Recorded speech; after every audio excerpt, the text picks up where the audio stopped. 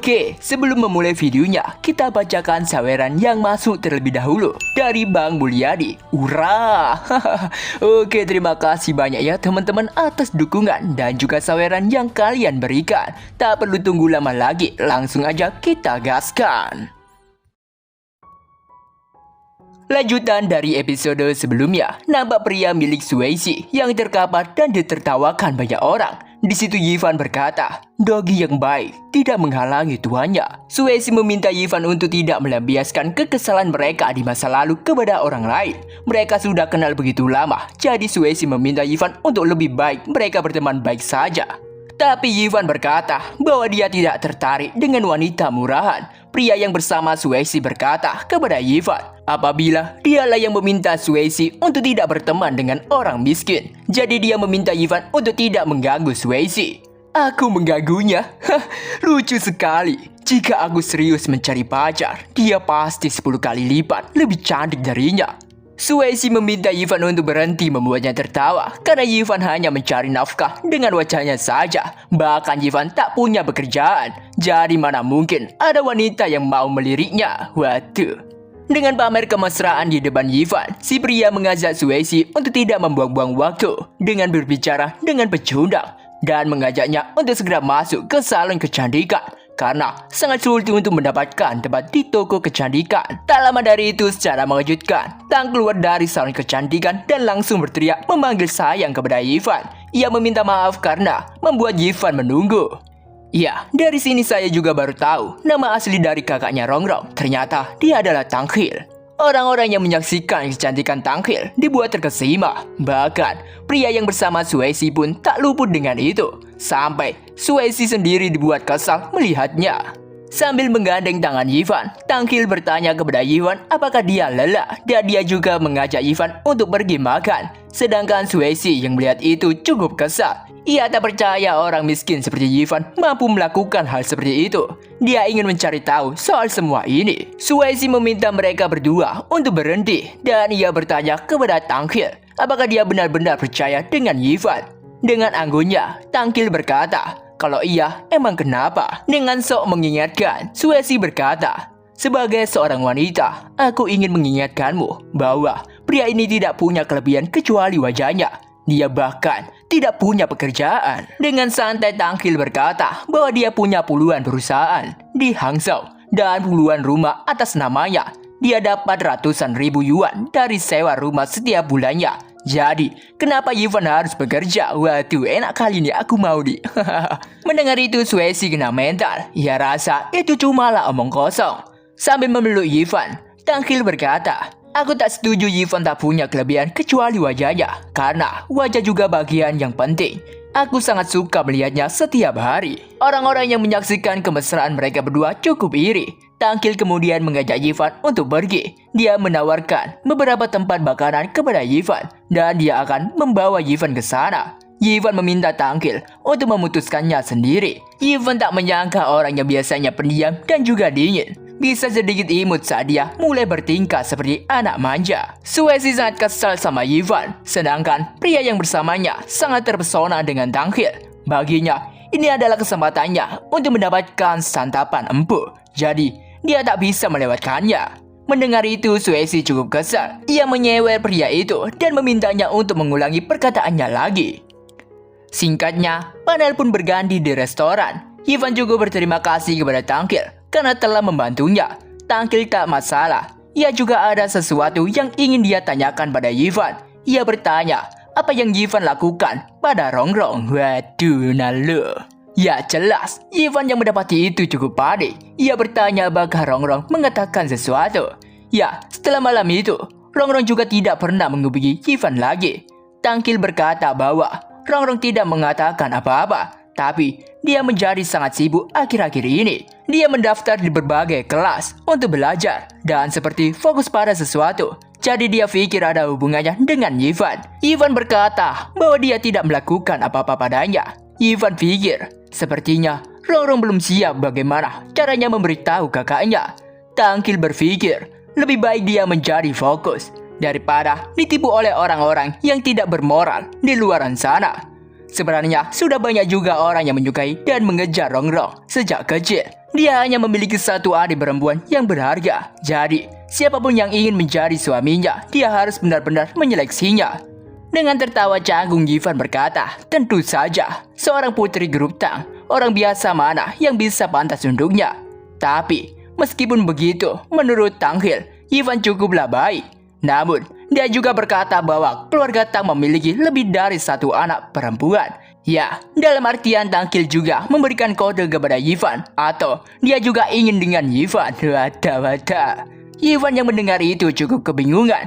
Dia merasa ada yang aneh.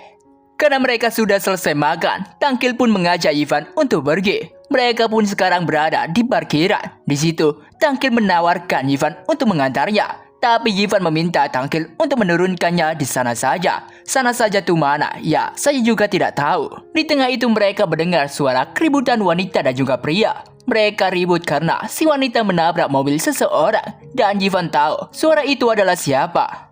Dan ya, suara itu adalah Suesi dan juga prianya. Mereka saling menyalahkan satu sama lain. Bahkan, mereka saling menghina.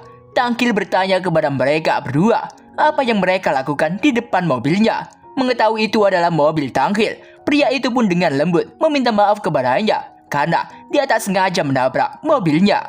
Sedangkan Suesi tak menyangka ternyata pemilik mobil itu adalah Tang Hil.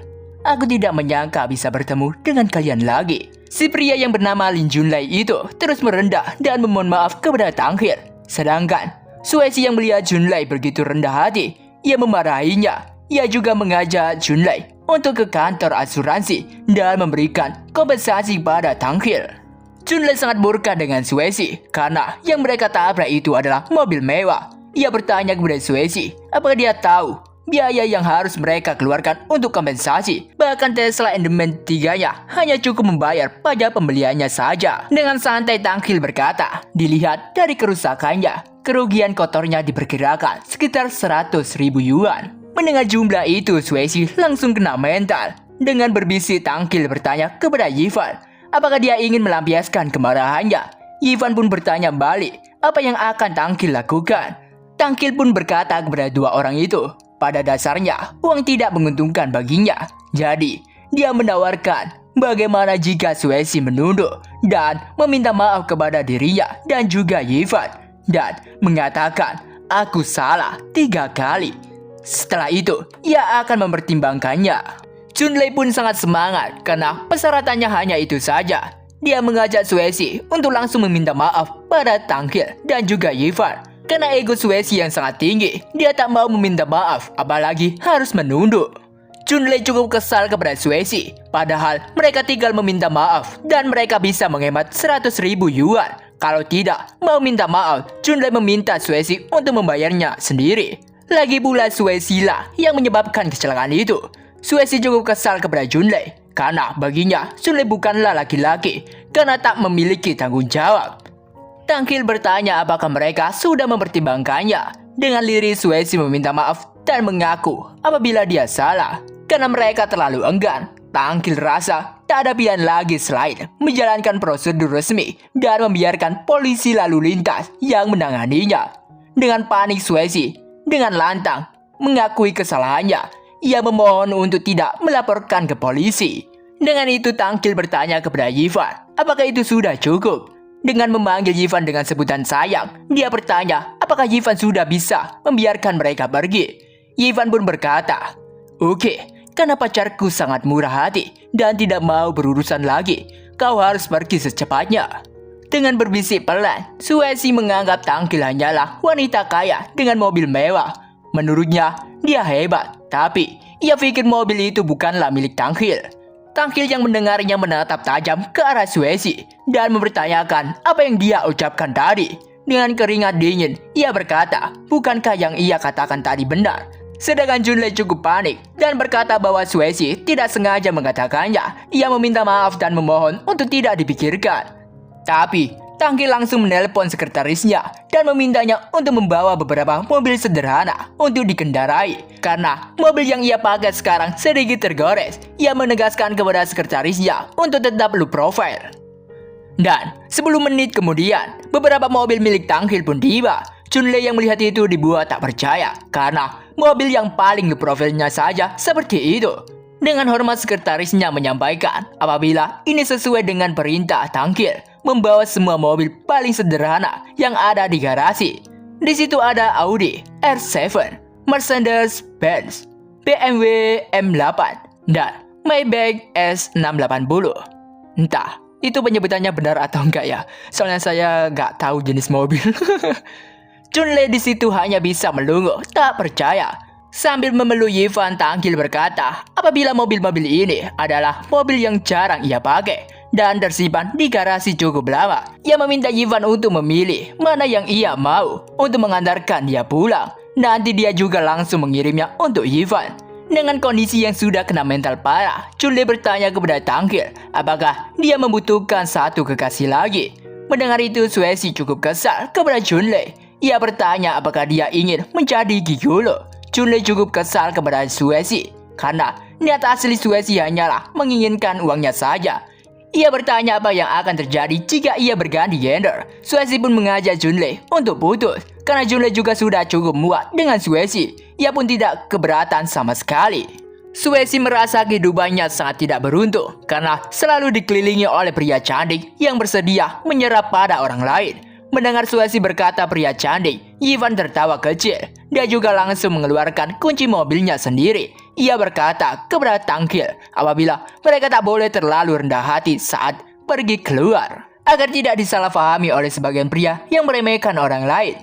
Yifan meminta Tangkil untuk masuk ke dalam mobilnya karena dia ingin mengendarai mobilnya sendiri untuk mengantarkannya pulang. Ya, Porsche 918 Spider. Itulah mobil Yifan. Tentu saja mereka berdua yang melihatnya dibuat tak percaya dan kena mental. Bahkan Tangkil sendiri dibuat kagum melihat mobil Yifan. Karena itu juga Tangkil meminta sekretarisnya untuk membawa kembali mobil-mobilnya. Sebelum benar-benar pergi, Yifan berkata kepada Suesi, "Chow Suesi, kau tidak bilang aku hidup dari wanita kan? Lihat dengan jelas, kita sebenarnya adalah aliansi yang kuat." Ya, Suesi hanya bisa membuat kesal saja kepada Yifan. Yifan pun langsung beranjak pergi, meninggalkan dua pasangan gila itu. Oh ya, sebelum itu saya di episode sebelumnya salah nulis dan salah mengartikan beberapa kata yang ada di chapter-chapter ini, yaitu Fifth Element Holy Land.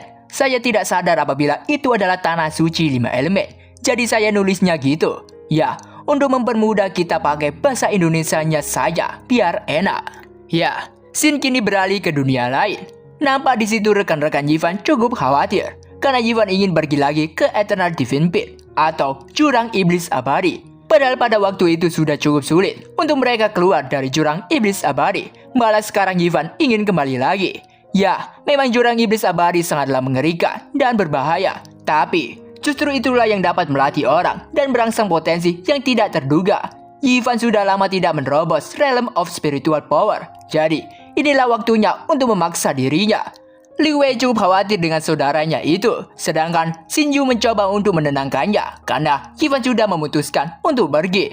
Selama Yifan tidak ada, dia meminta rekan-rekannya untuk merawat tanamannya yang ada di kediamannya. Selain itu juga, dia memberikan beberapa ramuan dan harta karun yang ada di kota yang akan ia berikan ini. Ia mengingatkan mereka untuk tidak lupa latihan. Dia meminta Yifan untuk tidak khawatir, sedangkan Li Wei hanya bisa menangisi kepergian Yifan. Kini, kita beralih di Dark City. Di situ Yifan tengah berjalan dan memikirkan rencana sebelum masuk ke jurang iblis abadi lantai 10. Sebagian besar biksu di realm of magical power tidak akan pernah kembali kecuali mereka memiliki kekuatan spiritual. Yifan berencana beristirahat di kota ini dulu sebelum berangkat memasuki jurang iblis abadi. Tapi di tengah jalan ia mendengar suara keributan. Nampak di situ tengah terjadi perselisihan antara beberapa orang hingga menyebabkan satu korban jiwa. Seorang gadis yang menggunakan penutup wajah itu mencoba menghentikan seseorang yang merampok dan menghabisi ayahnya. Dan ternyata orang itu adalah Elder Jiang dari Sekte Elephant Armor. Aku menganggap Lotus Set ini adalah bentuk penghormatan kepadamu. Namun, ayahmu yang tidak tahu diri itu terus-menerus menolakku dan bersikeras tidak mau menjualnya. Karena itu, aku terpaksa memberinya satu tendangan. Jika ada yang perlu disalahkan, ya salahkan dirinya sendiri yang tidak peka. Wanita itu berteriak dan menyebut mereka semuanya sekelompok perampok dan memintanya untuk segera mengembalikan Lotus Set miliknya. Elder Jiang yang memuak langsung mendorong wanita itu hingga dia terjatuh dan penutup mukanya terbuka. Dengan wajah cantiknya itu, si wanita menangis dan memohon untuk mengembalikan benda itu padanya. Tapi setelah melihat wajah cantik wanita itu, jiwa predator dari semua orang dari Sekte Elephant Armor langsung terbangkitkan dan mereka langsung menatap wanita itu dengan muka mesumnya itu. Wanita itu meminta semuanya untuk tidak mendekat padanya. Sedangkan Elder Jiang dengan muka predatornya itu meminta murid-muridnya untuk menangkap wanita itu. Dengan patuh para muridnya langsung segera mendekati wanita itu. Si wanita itu hanya bisa ketakutan dan berteriak minta tolong, berharap ada seseorang yang membantunya. Elder Jiang berkata, tak peduli wanita itu berteriak, tidak akan ada seorang pun di sekitaran sini. Mereka meminta wanita itu untuk tidak melawan. Apabila dia tidak mau, dia akan dipukuli. Wanita itu hanya bisa menangis dan menahan rasa sakit karena dikeroyok oleh manusia-manusia yang tidak bermoral itu. Hahaha, teriak. Kenapa kau tidak berteriak saja? Aku paling suka melihat orang-orang berjuang. Jika kau tidak berteriak, itu akan merusak perasaan baikku. Dan di tengah itu, ada seseorang yang berkata, kau sangat suka mendengar orang berteriak. Mengapa kau tidak berteriak juga? Dan cerot! Sebuah pisau langsung menancap ke tangan Elder Jiang. Bahkan dia langsung berteriak kesakitan. Dengan kesal dia berteriak kepada orang yang menyerangnya. Ia rasa orang itu cukup berani ikut campur urusannya dan mempertaruhkan nyawanya sendiri. Dan Yivan pun datang dengan berkata, aku adalah bapakmu. Waduh. Melihat Yivan mereka tahu bahwa dia adalah Yivan dari Tanah Suci 5 Elemen. Elder Jiang bertanya kepada Yivan, apakah dia orang yang menindas murid-muridnya di Obsidian City hari itu. Yivan balik bertanya, apakah Sekte Elephant Armor, sekte kelas 3 yang busuk itu? Ia bertanya kepada Elder Jiang, apakah dia pimpinannya? Batin Yivan, pantas saja bawaannya sangat busuk. Ternyata pimpinannya juga lebih busuk dengan mengeluarkan aura hijau. Elder Jiang merasa ini bagus karena dia bisa menghabisi Yivan di sini dan membersihkan nama sekte mereka. Para murid Jiang sangat percaya diri bahwa elder mereka bisa menghabisi Yivan karena elder mereka juga baru saja menerobos dan mencapai ranah Eternal Spirit Realm beberapa waktu yang lalu. Gak banyak cakap, Yivan langsung memanggil Botu keluar dari dirinya. Waduh, udah kayak Jinwoo aja nih, bisa manggil Beru, tapi ini Botu. Yivan memerintahkan Botu untuk menghabisi mereka semua. Menerima perintah itu, Botu langsung membabat habis semua manusia kejam itu hingga menyisakan Elder Jiang yang tengah ketakutan dan tak percaya Yivan bisa mengendalikan demon. Karena merasa dia tidak bisa menangani ini semua, dia pun memutuskan untuk melarikan diri. Yivan tak mau membiarkan Elder Jiang kabur begitu saja. Dia langsung menebaskan pedangnya dan langsung memunculkan aura merah yang membuat Elder Jiang jatuh tak berdaya. Dalam situasi itu dia hanya bisa ketakutan dan berteriak meminta tolong. Dengan santai Yivan berkata, ingatanku buruk, tapi bukankah tadi kau bilang teriaklah sekeras mungkin, tidak ada seorang pun di sekitaran sini. Elder Jiang pun makin balik dan meminta maaf kepada Yivan. Ia memohon ampun pada Yivan. Bahkan dia menyebut dirinya sendiri adalah binatang rendahan. Dia tak layak untuk mengotori pedang Yivan. Sepertinya itu masuk akal. Yivan pun memerintahkan Botu untuk menyobek binatang itu menjadi beberapa bagian untuk menjadi bubuk di jalan. Botu pun langsung menerjang maju dan ya, taulah apa yang terjadi. Setelah itu Yivan pun mengambil benda milik wanita tadi yang dirampas oleh Elder Jiang. Yivan menghampiri wanita itu dan mempertanyakan kondisinya. Dan ternyata dia tengah terluka parah dan dalam kondisi tidak sadarkan diri. Yivan pun mencoba untuk menyembuhkan wanita itu. Hingga pada akhirnya panel pun berganti di sebuah penginapan. Di situ samar-samar wanita itu mulai membuka matanya. Dan setelah sadar, ia harus dikagetkan dengan pakaiannya yang sudah ganti. Tak lama dari itu juga, Yivan pun datang dan memberikan semangkuk Fir Lotus Set untuk dimakan wanita itu. Tapi, wanita itu malah berteriak. Bahkan, seorang pelayan yang ada di luar sampai tertawa karena anak muda zaman sekarang mudah sekali mendapatkan masalah. Kita pun beralih di sebuah makam. Si wanita yang bernama Chai Huan itu mendoakan ayahnya dan ia berkata bahwa dia sekarang baik-baik saja. Ia berharap ayahnya bisa beristirahat dengan tenang. Dia juga sangat berterima kasih kepada Yivan karena telah menyelamatkannya. Ivan tak hanya membelikannya pakaian, tapi dia juga membayar pemakaman ayahnya. Dan dia malah membalasnya dengan keburukan. Dia salah paham bahwa Ivan ingin menodainya. Dia sangat bersalah dan meminta maaf kepada Ivan.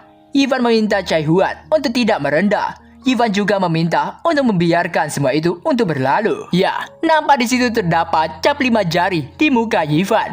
Dengan itu berarti Ivan habis menerima tamparan manis. Ivan juga bertanya kepada Chae-hwan rencananya ke depannya. Karena ayahnya sudah meninggal, dia tidak tahu mau pergi kemana. Apabila Ivan tidak keberatan, dia bersedia menjadi pembantu Ivan untuk membalas kebaikannya. Ivan berkata bahwa dia tak membutuhkan pembantu karena di jurang iblis abadi sangatlah berbahaya. Jadi dia tidak boleh membawa siapapun bersamanya. Chae-hwan bertanya apakah dia tidak menyukai dirinya.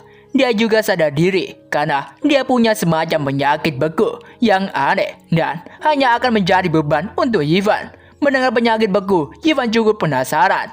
Dengan menangis, Chae-hwan memberitahu apabila itu adalah penyakit yang ia derita sejak dalam kandungan. Sekali menyerang, seluruh tubuhnya akan ditutupi embun beku dan seluruh tubuhnya akan menjadi patung es. Itu juga sangat menyakitkan. Hanya dengan mengonsumsi Firlotus Set secara teratur, maka kesembuhannya dapat dicapai.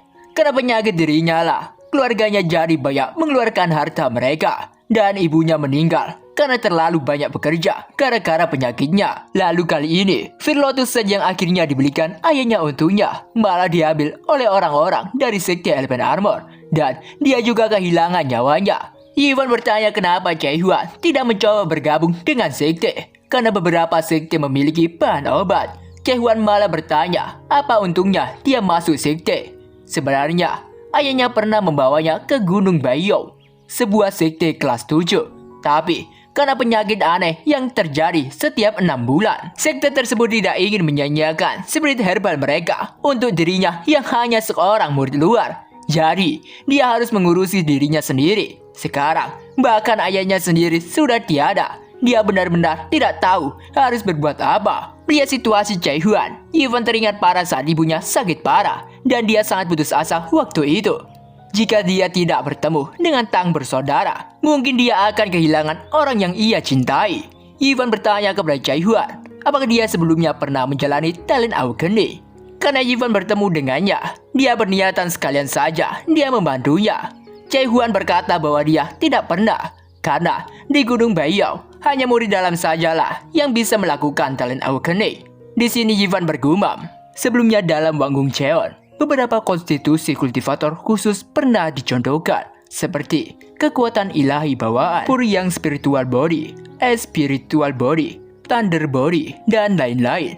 Di antaranya ketika spiritual awaken, seluruh tubuhnya akan tertutupi embun beku dan akan sangat menyakitkan, sangat mirip dengan gejala yang diceritakan. Jika kesimpulanku benar, dia seharusnya memiliki Holy Ice Body. Jika aku membawanya ke tanah suci 5 elemen, itu juga akan menyelesaikan masalah kemana dia harus pergi. Ivan pun memberikan pertanyaan terakhir kepada Chae-hwan, apakah dia mau masuk ke tanah suci 5 elemen. Mendengar itu Chae-hwan terkejut. Ya, karena itu adalah salah satu tempat suci dalam legenda yang banyak orang cita-citakan. Singkatnya, kembali ke penginapan. Di situ dua pelayan wanita membawakan bahan obat untuk pengobatan Chae-hwan. Chae-hwan yang tidak tahu itu apa, ia bertanya kepada pelayan itu, dan si pelayan memberitahu apabila itu adalah bahan obat untuk Chae-hwan. Ivan meminta mereka untuk meletakkannya di samping tempat tidur Chae-hwan dan menggantinya setiap 7 hari untuk mencegah terulangnya penyakit lamanya. Ia juga memberitahu apabila obat ini bernilai ratusan juta koin emas. Mendengar itu Chae-hwan cukup terkejut. Sebelumnya Ivan berkata akan memberikan uang pada Chae-hwan sehingga dia tidak khawatir tentang makanan dan pakaian untuk seterusnya. Tapi dia juga berkata ini bukanlah solusi jangka panjang. Ivan meminta Chae-hwan untuk mempelajari beberapa skill supaya dia benar-benar mendapatkan pijakan di masa depan. Jika Chae-hwan tidak cukup kuat, bisa saja orang seperti sekte Elemen Armor muncul. Dan saat itu terjadi, dia hanya bisa pasrah dipermainkan oleh mereka. Ivan berkata bila Chaehuan bersedia, dia meminta Chaehuan untuk menunggunya di kota ini selama 3 bulan. Dan dia akan mencarikan tempat terpencil untuk Chaehuan tinggali. Sementara setelah semua urusannya selesai, dia akan kembali membawa dan merekomendasikannya masuk ke tanah suci 5 elemen. Ivan bertanya apakah Chaehuan mau. Dan Chaehuan pun berkata apabila dia mengikuti semua perkataan Ivan. Pelayan itu meminta Chaehuan untuk tidak menolaknya karena ramuan obat yang begitu berharga ini sangat sulit untuk didapatkan. Bahkan hanya 1 tanaman saja. Tapi Ivan meninggalkan 3 tanaman bahkan tidak pikir panjang. Dia juga berkata pada mereka untuk tidak menghemat uang dan mengutamakan kesehatan Chaehuan. Di mana Chaehuan bisa mendapatkan orang yang begitu baik seperti Ivan itu lagi. Ivan sudah membayar sewa selama 3 bulan dan Chaehuan bisa beristirahat dan memulihkan diri di sini. Chaehuan sangat kagum dengan kebaikan Ivan. Dia akan menunggu Ivan kembali.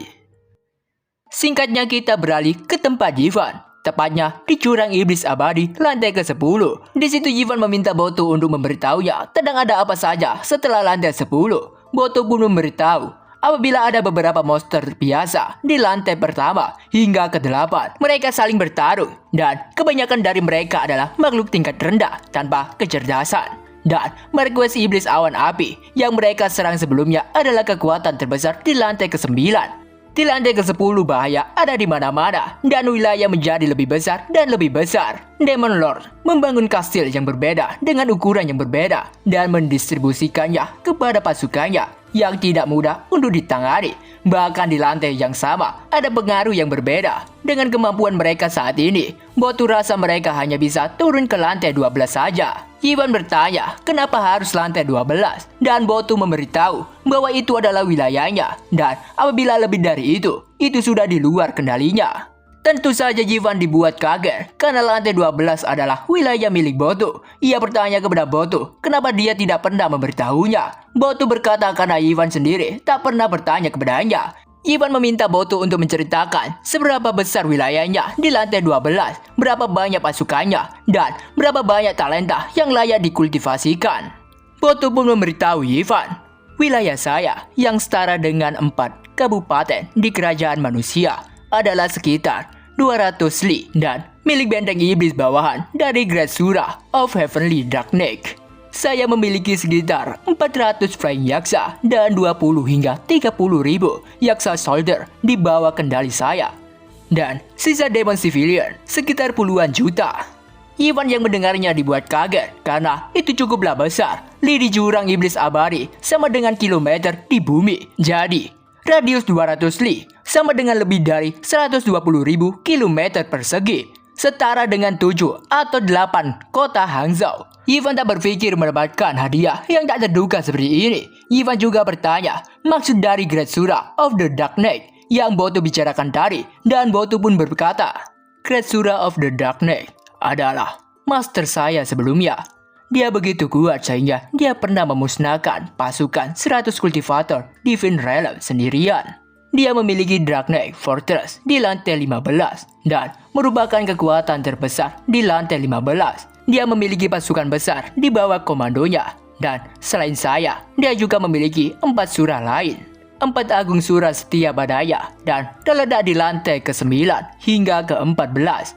Masing-masing dari mereka memiliki benteng sendiri. Alasan mengapa saya berkeliaran di lantai ke-9 sebelumnya adalah karena saya melakukan hal-hal untuk Great Surah of the Darkness. Tetapi saya secara tidak sengaja bertemu dengan kultivator manusia yang kuat. Boto pun bertanya apa rencana Ivan selanjutnya. Dan Ivan pun berkata bahwa dia akan masuk lebih dalam ke jurang iblis abadi. Kemudian dia akan menyerang Darkness Demon Fortress di lantai 15 dan mengendalikan lebih banyak surah untuk dikendalikan. Menurut Ivan akan lebih baik jika mereka bisa menempati seluruh lantai 15. Mendengar itu Boto cukup terkejut. Ia bertanya apakah Ivan tahu sebesar apa lantai pertama. Ia berkata setidaknya ada ribuan Demon Fortress dari semua ukuran di lantai 12. Ivan menenangkan Boto karena dia memiliki rencana. Dia sendirilah kunci dari rencana ini. Ia bertanya kepada Boto seberapa besar kekuatan yang Boto butuhkan untuk menepati lantai 12. Ia berkata apabila dia menerobos tingkat ketiga dari Divine Realm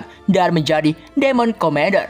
dia bisa menyapu lantai 12. Tapi sangat mudah baginya untuk merobohkan lusinan Demon Fortress. Namun, cara cepat bagi mereka para monster untuk naik level adalah mengkonsumsi darah. Tapi, sejak dia mengikuti Yifan, dia sudah berhenti melakukan kejahatan. Yifan menenangkan Botu. Ia berjanji bahwa dalam 7 hari, Botu akan menerobos ke tingkat ketiga dari Divine Realm.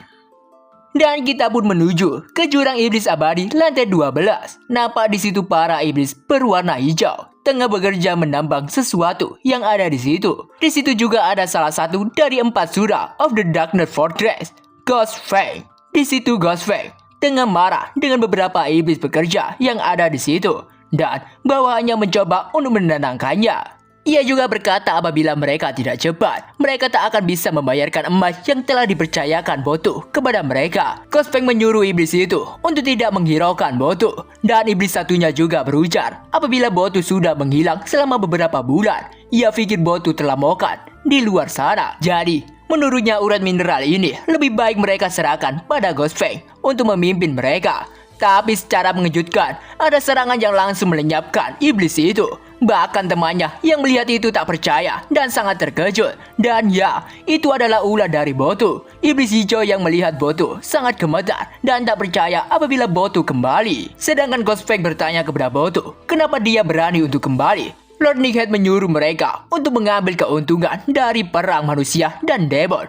Kemudian mencuri Fire Cloud Demon Merquis. Tapi, Botu malah terlambat, jadi ia rasa Botu sudah mengacaukannya. Botu berkata memang benar, dia tidak membawa kembali Magic Armor untuk Lord mereka. Tapi, apabila dia menangkap seseorang, bukan hanya dia tidak menerima hukuman, tapi dia akan mendapatkan hadiah. Mungkin, dia akan diberikan wilayah lantai ke-9 milik Ghost Fang kepadanya. Dengan kesal Ghost Fang bertanya kepada Botu, siapakah yang ia tangkap? Dengan menarik rantai yang ia pegang, Botu meminta seseorang yang di rantai itu untuk segera mendekat. Dan di situ Botu berkata bahwa orang itu adalah Saint dari Tanah Suci 5 Elemen. Ghost Fang cukup terkejut karena Botu telah menculik seseorang Saint dari Tanah Suci 5 Elemen. Botu berkata apabila dia bertarung dengan Saint itu selama beberapa bulan dan hingga pada akhirnya dia berhasil menangkapnya. Ghost Fang tak percaya begitu saja, jadi dia mencoba untuk memeriksanya secara langsung. Tapi rantai yang mengikat orang itu tiba-tiba terputus sampai Ghost Fang yang melihat itu cukup terkejut. Dan orang itu tak lain tak bukan adalah Yifan. Dia langsung menggunakan Demon Celeste untuk menjadikan Ghost Fang menjadi budaknya. Mendapati itu Ghost Fang cukup parih. Ia rasa Yifan cukuplah berani. Seorang manusia yang belum mencapai Divine Realm berani memberikan tanda budak pada dirinya. Ia juga tak menyangka Botu malah bersekongkol dengan umat manusia dan mengkhianati Lord mereka. Dengan cepat Botu sudah ada di belakang Ghost Fang. Sampai Ghost Fang sendiri dibuat kaget. Ia tak menyangka Botu sudah menjadi Great Sura. Yifan mengeluarkan semua tenaganya supaya Demon Celeste-nya sukses membuat Ghost Fang menjadi budaknya. Dalam situasi itu Ghost Fang berteriak kepada para tentara yaksa untuk segera bergerak menghabisi Botu. Ia juga berujar apabila mereka berhasil menghabisi Botu yang telah berkhianat itu, mereka akan mendapatkan hadiah dari Lord mereka. Dan ya, mentok ya teman-teman, kita tunggu update-nya saja. Entah kapan saya juga tidak tahu. Oke, seperti biasanya, saya mohon maaf apabila ada kata atau penyebutan nama yang kurang tepat. Saya Mr. D undur diri dan sampai berjumpa lagi.